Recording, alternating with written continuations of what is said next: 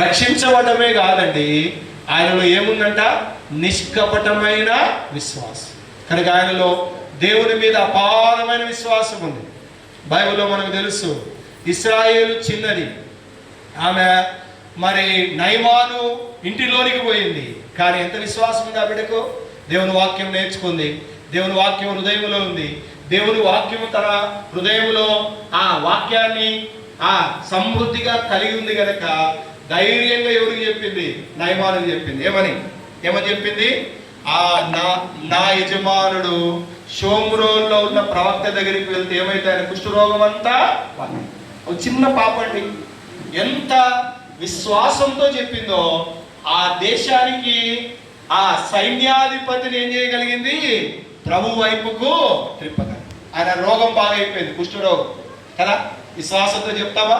లోకంలో ఎన్నో పరిస్థితులు ఈ దినాల్లో మన బిడ్డలు ప్రభువులకు పెంచకపోతే లోకంలో ఊరికినే కలిసిపోయే దినాల్లో మనం ఉన్నాం. లోకం ఎంతో ఆకర్షణీయంగా ఉంది, లోకం ఎంతో మరి రకరకాలుగా ఈ దినాల్లో సెల్ ఫోన్స్ వచ్చినాయి, ఈ దినాల్లో అన్ని అప్డేట్ అయిపోయినాయి. మన పిల్లలు భద్రపరచబడడానికి కేవలం దేవుని వాక్యం కనుక ఆ వాక్యాన్ని చిన్నప్పటి నుంచే మన బిడ్డలకు మనం నేర్పించవలసిన బాధ్యత. అందుకొరకు బైబిల్లో ఉంది కదా, చదవడం మాట. ద్వితీయోపదేశకాండం 6వ అధ్యాయము 6వ వచనం. ద్వితీయోపదేశకాండం 6వ అధ్యాయము 6వ వచనం. ద్వితీయోపదేశకాండము 6:6 చదవండి ఒకరు గట్టిగా. నేడు నేను నీకు ఆజ్ఞాపించు ఈ మాటలు హృదయంలో ఉండాలి, నీవు నీ కుమారులకు వాటిని అభ్యసింపజేయాలి. నీ ఇంట కూర్చుడినప్పుడు, త్రోవను నడిచినప్పుడు, పండుకొనినప్పుడు, లేచినప్పుడు వాటిని గురించి మాట్లాడాలి. సూచనగా వాటిని చేతి కట్టుకోవాలి. అవి నీ కనుల నడుమ బాస్కముల వలె ఉండాలి. నీ ఇంటి ద్వారబంధకుల మీద, నీ గౌరుల మీద వాటిని ఏం చేయాలి? రాయాలి.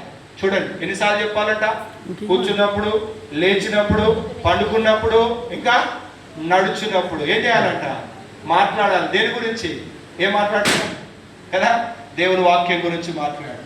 కనుక మన ఇంట్లో కూడా ఆ అట్మాస్ఫియర్ ఉండాలి. దేవుని వాక్యం ఉదయకాలం లేచి దేవుని వాక్యంతో మనం ప్రారంభిస్తే ఇంట్లో కూడా దేవుని వాక్యం చదువుతారు. ఉదయకాలం పిల్లలకు కూడా ఒకవేళ పిల్లలు చదవలేని వాళ్ళైతే, ఇంకా చిన్న పిల్లలు అయితే వాళ్ళ కొరకు మనం చదవాలి, వాక్యం చదవాలి. అట్లా పిల్లలను దైవికమైన మార్గంలో మనం పెంచితే వారు పెద్ద అయిన తర్వాత దేవుని కొరకై వారు బలమైన కార్యాలు, ఒక దుర్గాన్ని స్థాపిస్తారు. కనుక ఇది దేవుని వాక్యములో మన పిల్లలను మనం పెంచుకోవాలి. కనుక చివరి ఈ దినాలు ఎంతో భయంకరమైన దినాలు. మనము ప్రభు కొరకే మన బిడ్డలను